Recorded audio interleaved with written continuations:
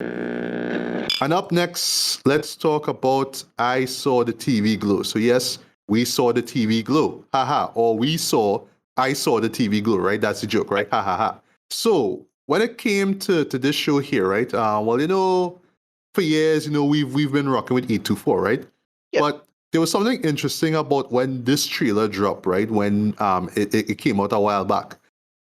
Because this was one of the few 824 trailers that I saw where they were just throwing a bunch of critic quotes, right?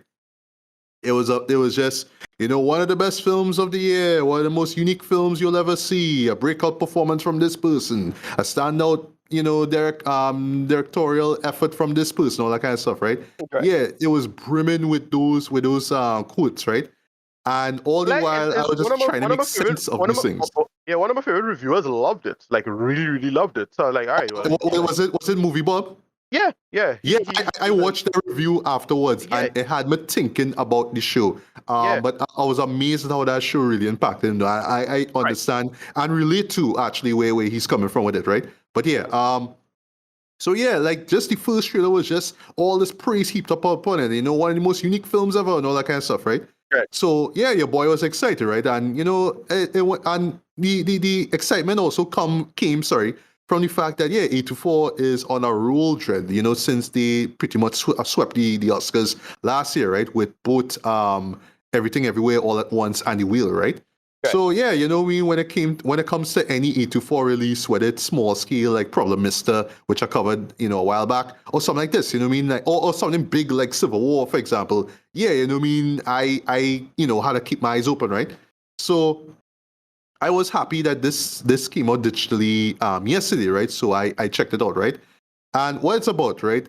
It centers on the character of Owen, right? Who is introduced as this young kid, right? But primarily he's played by Justice Smith, right? We've seen him before in Pokemon Detective Pikachu. He was in Jurassic World. He's a decent actor. I kind of like him. I didn't really care for the oh gosh, with his magical Negro one, but once I saw that title, I was like, nah. And then I heard bad reviews like, nah, I good. But I liked him in Dungeons and Dragons. I like him. Yes. He's a decent enough character actor that he's feel like kind of interesting role that we could talk about that, extra commentary about people like him and why he exists. But stuff like it. He's a very talented actor, and I really like him. His come up. Yes. I agreed, right? Right. Yeah. So in this case, right, he is introduced in this just random town. He actually like goes to this particular high school. I forgot the name of it, but basically the initials is VHS. I was like, all right, sure. I see what you're doing there, sure. Okay, right? Yeah. I will get to that in a bit, right? Yeah. So at there, he meets this older girl by the name of Maddie. And she's reading like this episode guide for this show, this young adult show called The Pink Opaque, right? And since where the story officially begins is in 96, yes, The Pink Opaque harkens back to these young adult shows of the 90s, like stuff like Ghostwriter or, there's bits of charm, like fun fact. Right. Like Huss, I noticed like the font that he used, right, was very like Buffy the Vampire / Charmed inspired. I was like, all right, sure. So you do this show, okay, right? But yeah, basically, Owen and Maddie. Well, Maddie's already obsessed with the show, right? But Owen always heard about it, but because he was young, and he's always told, you can't stay past like 10 o'clock is your bedtime, right? So the show airs at 10:30 p.m., right? So yeah, through some circumstances, Maddie decided, come through one night and watch this with my friend, and you'll see it, right? And yeah, the moment he sees it, he is like enamored. Like he's head over heels over the show, right?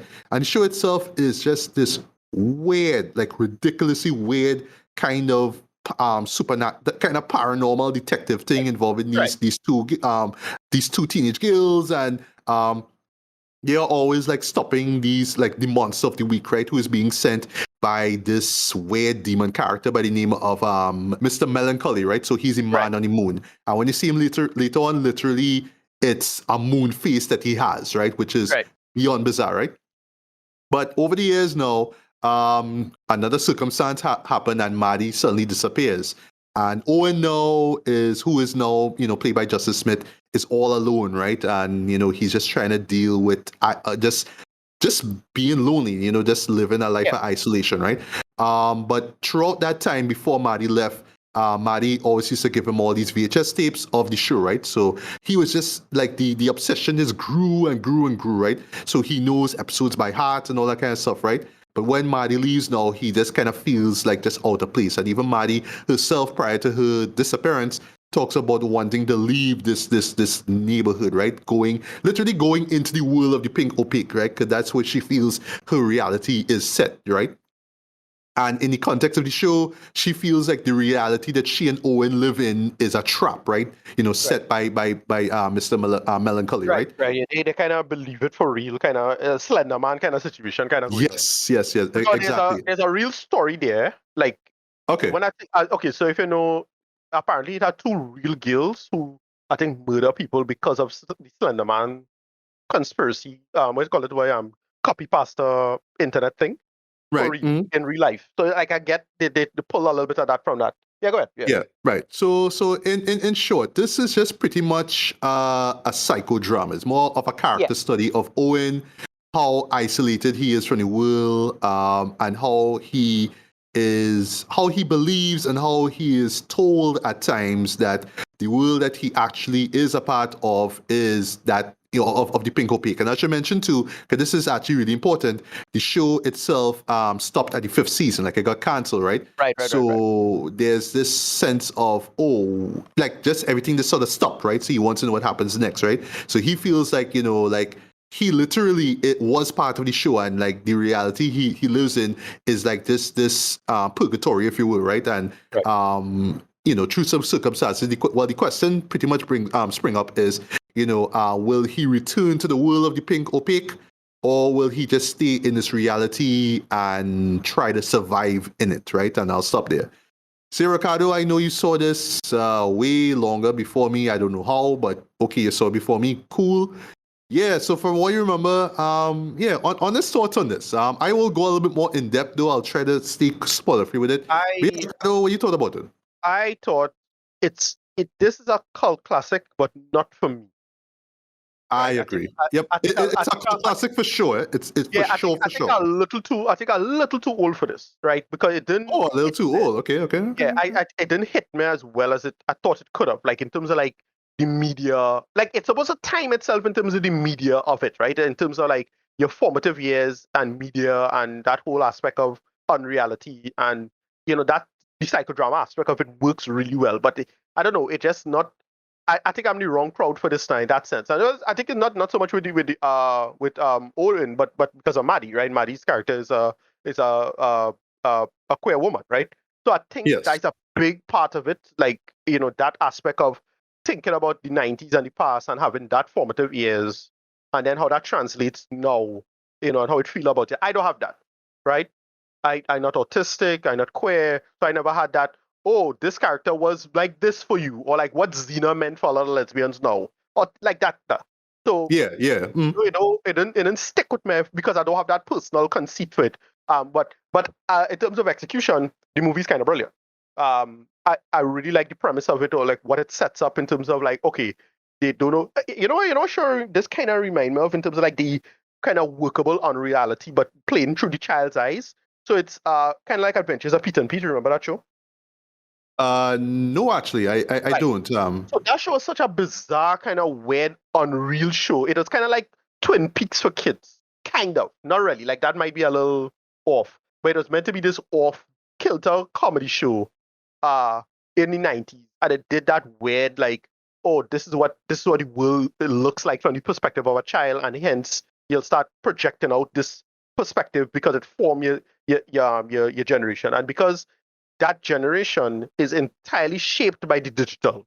Like that's the thing with my generation. My generation is barely analog and mostly digital, right? Gen Zers are entirely digital, and how they perceive the world from that. Well, for lack of a better term, a filter, right? Sorry to say it, but their entire world is an Instagram filter, right? They don't have any working real memory, and in some ways they have more knowledge of the past because they have the internet and retrospectives, and they don't need to wait a whole 3 months for the finale to end to have the season finale for blah blah blah and so on and so forth. And that's what this does really well in terms of like that undertone of, okay, this is how we see the world, but when you're tied with real trauma, and then like, all right, well, there's a massive discordance because you don't get to undo the world. That's what I feel that the show is digging at, right? And for me, because I'm not a super TV head person, like look, I know more material and I know more pop culture and blah blah blah. Yeah, I grew up in front of the TV in that sense, but not to the point where I was stuck in it because I'm not an American and I didn't have I had a life, for the most part. So I could see people. It didn't stick with me in the same way because I didn't have that same push and pull with media in the same way this has. So that's why personally don't stick with me. Like, but I get it. Like I totally get what it was going for, and it's really great. Like it emotionally is really really gripping stuff. I could see why somebody will be hooked up in this and really really for them personally. It is cut deep in that what they're trying to do and say. But yeah, I don't know. This was like really smart, like character stuff and thematic stuff. As for the plot in itself, could have flowed a little better. I'm not sure it's because of the length. As I said, I need to give it a rewatch, but I felt it could have flowed a little better. But yeah, go ahead. That's how I feel about it in terms of like what I was going for it. Anyway, yeah, go ahead. Yeah. Well, to begin, yes, this is a cult classic in the making, right? I'm not familiar with the work of Gene Schoenbrunn. Right. Sorry if I got the name wrong. Forgive me. Yeah. But just as far as just a visual spectacle, they knocked out the park though. This has some of the best cinematography I've seen in a movie all year though. Just these great neon lit shots though. Just very colorful with the choice of colors basically, right? And just not just internal shots but external shots as well to look fantastic, right? Just great framing, blocking, all that kind of stuff, and great lighting though just throughout this film, right? Just like the title suggests, it really is designed to watch, in the dark, right? Late night, just that TV or, in my case, laptop screen, just illuminating, the room or whatnot that you're watching. That's what this show is designed for, right? So on the subject of that, right, because like I've said before numerous times when it comes to cult films, I am a connoisseur when it comes to these things, right? I have affinity for cult films, right? You mentioned David Lynch before here with Twin Peaks, right?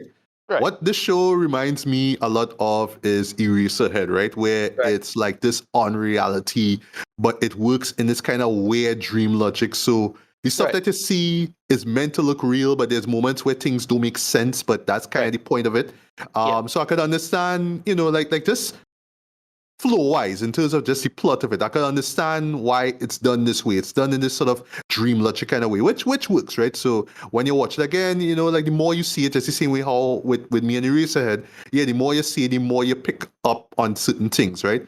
But like Eraserhead, I don't think that this is a show that will become fully comprehensible when you give it like 10, 15 times. There will always be some kind of air of mystery or incomprehension. There's something that is left for you to interpret, right?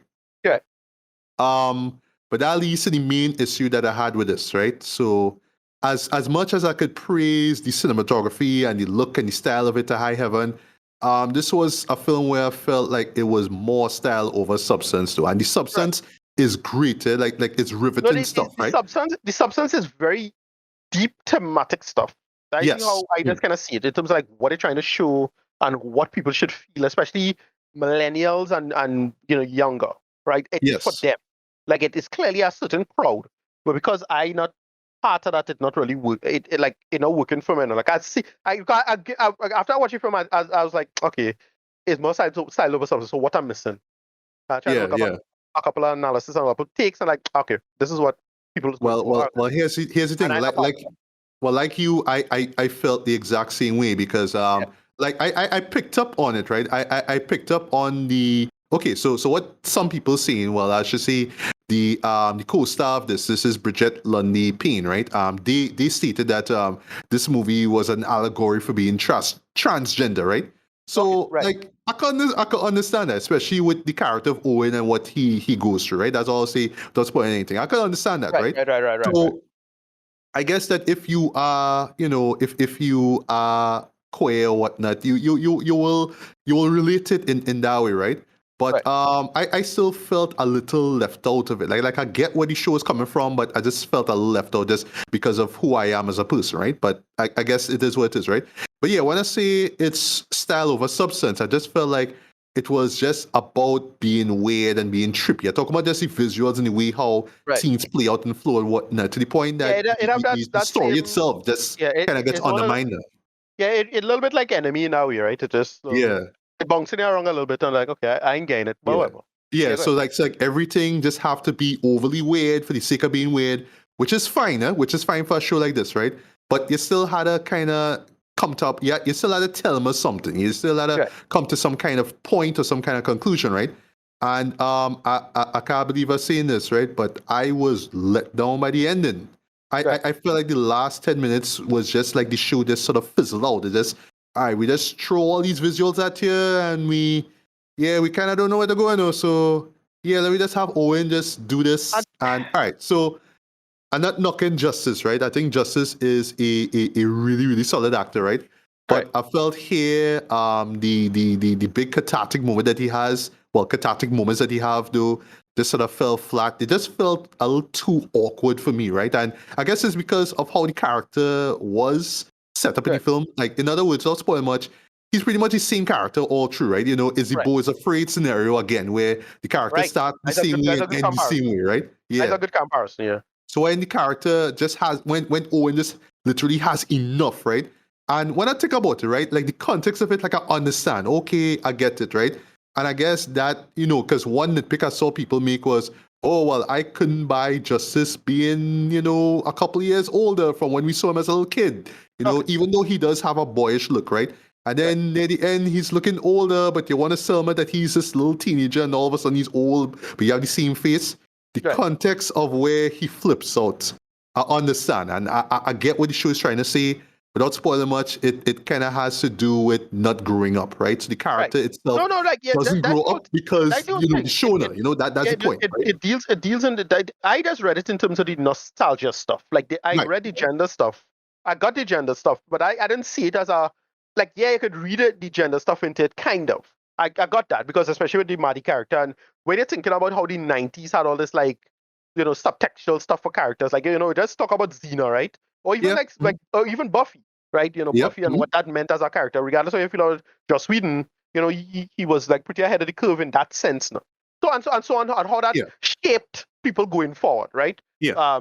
That's how I kind of read it. I read it as, you know, holding on to the past and how that could, you know, calcify into like potentially really nightmarish like takes on the world now, and that like of the horror is what works, right? And it felt like a modern digital take of like effectively the haunted house. Like, why does it have a haunted house? Why would the spirits stay back? Well, why, you know, it's basically the ghost of the past now. In the that past, sense. yes. I kind of read that. That's how I read it.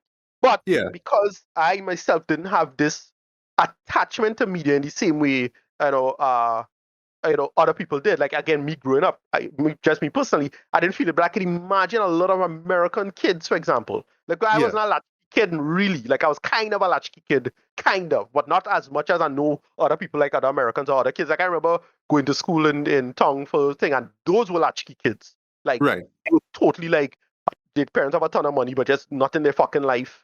And they just their life in front of the internet and the phone and the television, and they just didn't have a personality. And all of them were like antisocial weirdos because of that.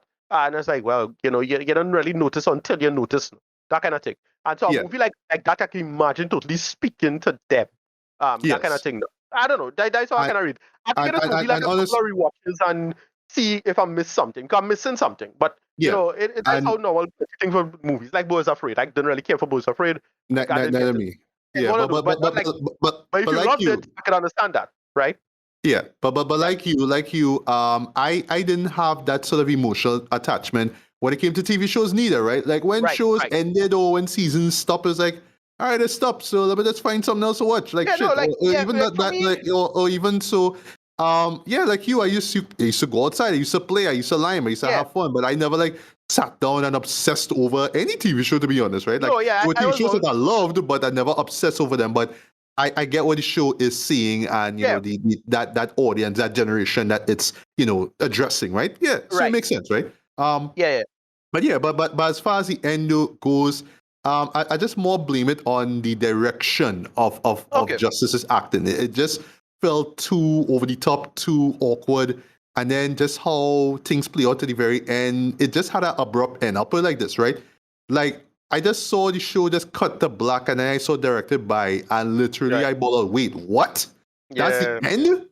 Yeah. Wait, what? Like, what? Right. You know what I mean? 'Cause it just stops, right? The character doesn't really go through any real growth, and maybe that's the point of the show, but where they stop it off, that last shot is just like, nah, you gotta give him more than that, man. Come on, right? No, I mean, that last piece feel totally like Killing of a Sacred Deer for me. Like, okay. I just don't get what happened in here. Yeah, neither me. Yeah. I sure it have some again. It's one of those somebody gonna have a 3 hour video essay. Video essay, yes, explain everything. And then when I was thinking about that too, and then when you see it for yourself, be like, oh, that's what I mean, right? It's that. Yeah. I'm sorry, but our powers of analysis aren't that strong to dig deep and to work it out. And mostly because I haven't seen the movie enough. Again, I have to give it a couple of rewatches just to say, okay, let me see what's going on here. I'll miss something, I miss this, I make it work. But I do see myself rewatching this as well, right? Well, a couple of things I just want to mention before we get to it, right? I saw certain allusions to other classic cult films and whatnot. So near the end of that scene near the end of that film, near the end of the film, sorry, without spoiling anything, I saw a little bit of Videodrome. I saw a little bit of Pink Floyd Wall. I saw the allusions. I saw where it was going at, right? Yeah. There's a lot of what do you call him? David Lynch. Not David Lynch. Star Trek Discovery. I forget his name. Cronenberg. Yeah, that's what I said. Videodrome. There's a lot of Videodrome worship in the show here, right? Where basically the idea is, the TV is like a literal dimension. The shows that you're seeing here is the actual reality, or you're not sure if that's the actual reality. And the whole idea of what is real and what is fiction, was explored. I would say much better in Videodrome, right?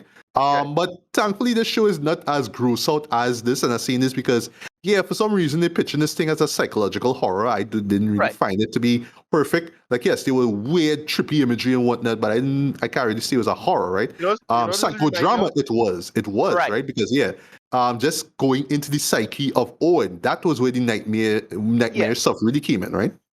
No, so one of my this a book, it's a somewhat problematic book, it's one of my favorite sci-fi novels called Snow Crash, right?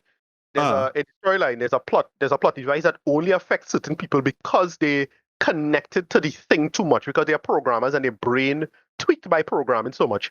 The weapon works only on them. It won't work on average people, but it works on them really hard, and that is how this is feel. It's one of those. It had to be a certain mindset. It have a certain set of people who their brain just tune into that certain level, that area of media, that era of media, the 90s and in particular, probably the 80s too, and they reach a certain age, and so this just hit. The director know exactly where to hit the hammer on the nail with respect to that person. That's why I feel the hidden genius of it is. I get the feeling that there's a hidden genius here that that's not seen, and it's because I don't get it now. That's why I can't really dismiss it as I don't know what I'm watching. I had to just know where to look, as they say there. Exactly. That's before I think. This will probably get an honorable mention by the end of the year, or probably even maybe top 10 if I give it a shot, proper shot. But I have to get it, right? Yeah. I think a second or third watch probably. It's kind of like with Nope. I had to get it. Like, I didn't like Nope before, right? Give it a second watch, like, all right, I get where you're going for. That was me too. Second viewing, I was like, yep, I love Nope. I get it this time. I didn't get it last time, I get it this time. So I don't know, we'll see. But so far, give it the first watch, I didn't get it. I don't know what I'm missing. Somebody had a point me, just point me to see the what is it, the twist the eye puzzle, the when you had to cross the eye for the puzzle, it's that, right? Or that thing, yeah. Right, I didn't get that, right? Once I miss that, once I see it, I feel I'll get it shut to see it. But I know there are people who out there who already like it and really into it. I just miss it and I don't get it. But it have some of these things that where if I don't get it and I start asking questions, they probably won't be able to answer the questions because it's not that direct conceit or logic. Like Killing of a Sacred Deer. I still don't get that. Right. So yeah, I don't know. Yeah. Well, yeah, that's you give your thing. Yeah, I'll wrap up. Just a few more points I want to make, right? I could see this being, a Gen Z, Donnie Darko, right?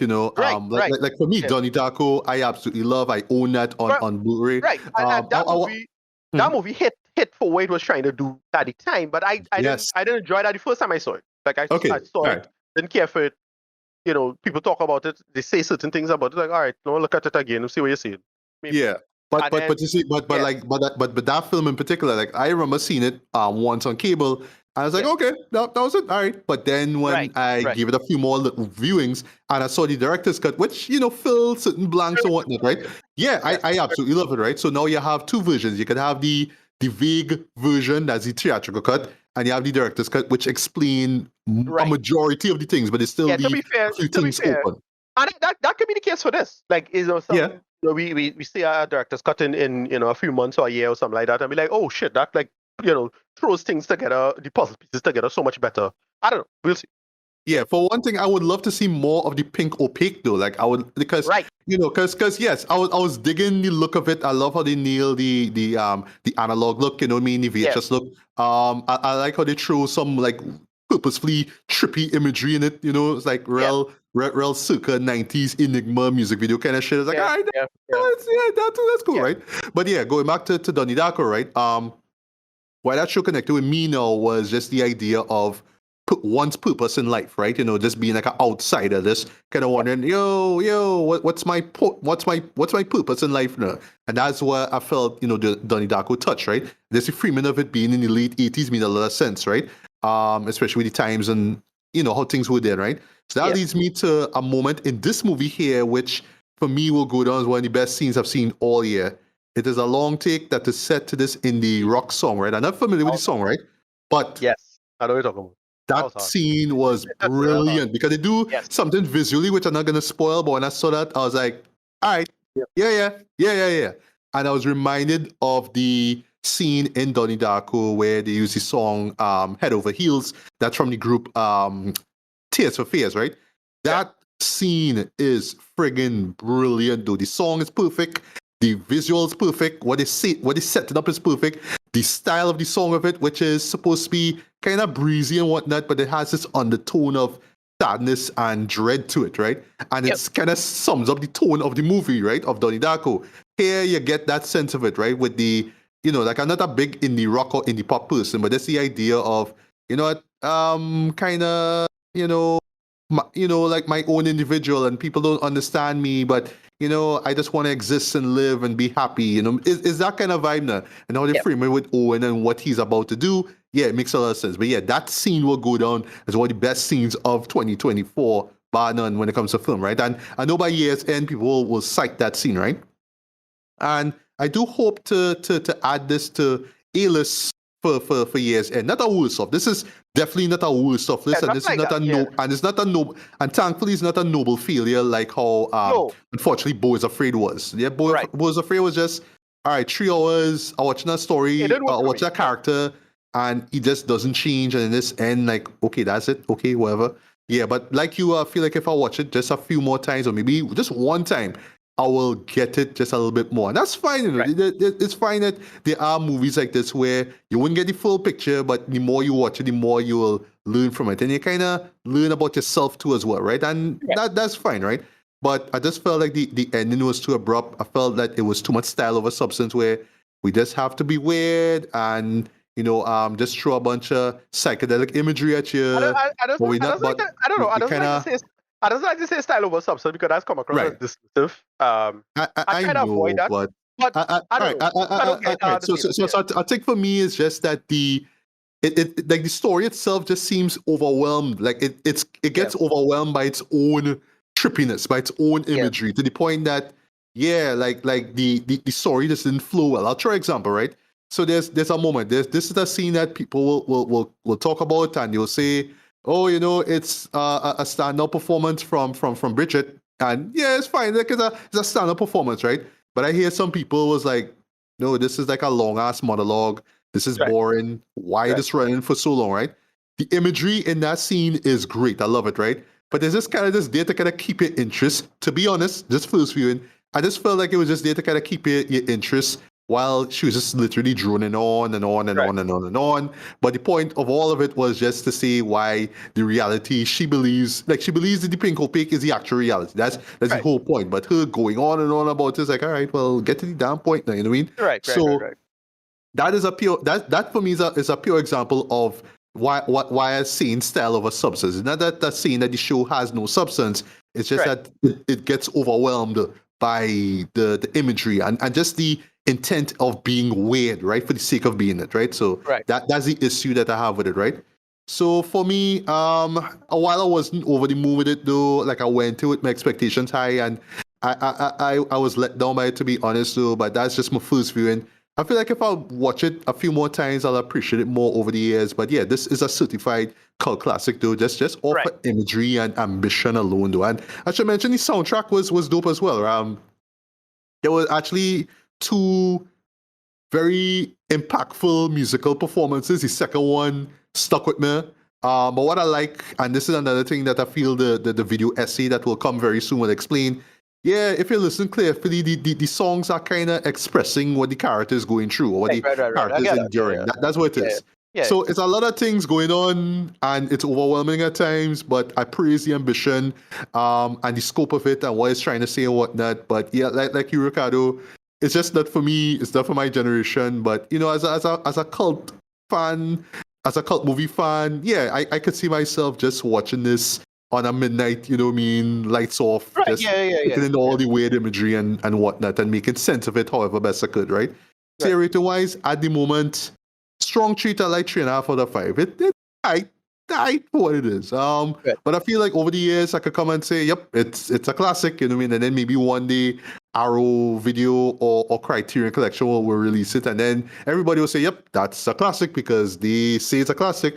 But yeah, this is a classic in the making though. I do hope that more people check it out and, you know, form their own opinions of it, right? So yeah. So Ricardo, your final thoughts on Return? Yeah, as I said, I do get that I do fully appreciate it as it is right now. But so right now, my rating is like a 7 out of 10, it's a kind of low 7 right now. But I can imagine a future endeavor, a future attempt by myself sorting this out and loving the movie possibly, right? You know, but I couldn't read from it immediately.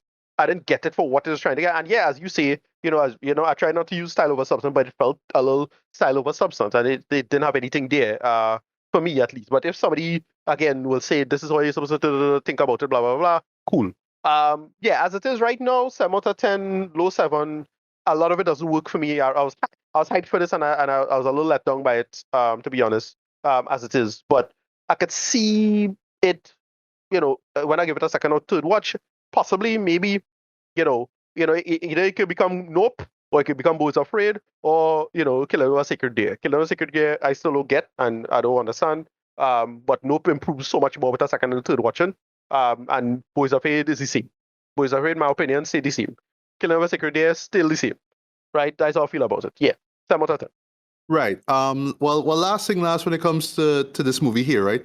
I'm glad that this is out digitally, so people could see it, right? Because I don't even know when it was out in theaters, to be honest. I really can't tell. But I know for sure this wouldn't have had any staying power. I'm talking about in terms of 8-4 releases, right?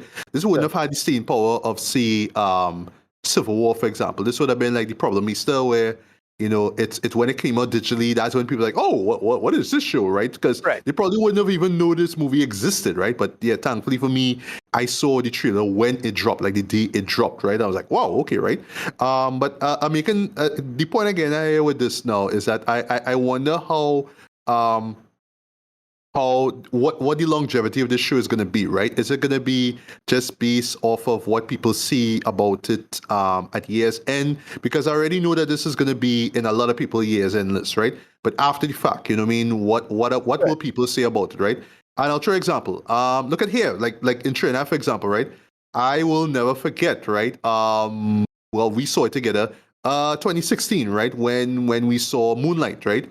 And that was the only time that it showed in Trinidad, and that was just a random screening, right? And thankfully we saw it. That was a very organized, deliberate screening because people had to organize it to get it together. It was a little fucking ridiculous that had to be the case, sir. And especially given the location, right? Because Boys, for some reason they don't want to clean out the fucking shrimp from the back. However.